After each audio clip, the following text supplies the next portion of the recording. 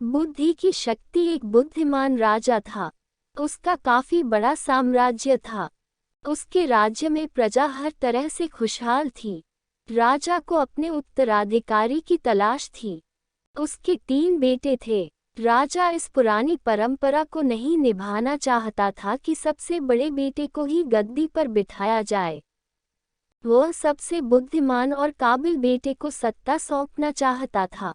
इसलिए राजा ने उत्तराधिकारी के लिए तीनों की परीक्षा लेने का फैसला किया।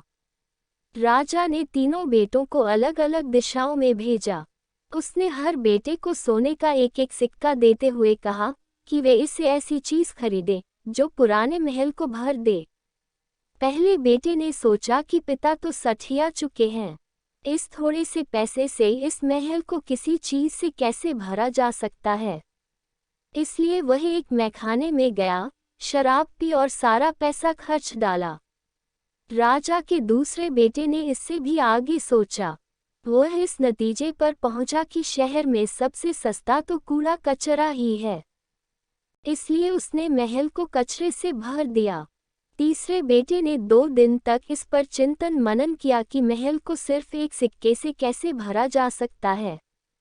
वह वाकई कुछ ऐसा करना चाहता था जिससे पिता की उम्मीद पूरी होती हो। उसने मोमबत्तियां और लोबान की बत्तियां खरीदी और फिर पूरे महल को रोशनी और सुगंध से भर दिया। इस तीसरे बेटे की बुद्धिमानी से खुश होकर राजा ने उसे अपना उत्तराधिकारी बनाया। इस हिंदी कहानी से हमें यह सीख मिलता है कि बुद्धि से कुछ भी पाया जा सकता है।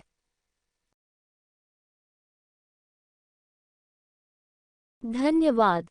प्लीज लाइक और subscribe my channel KLD Hindi story.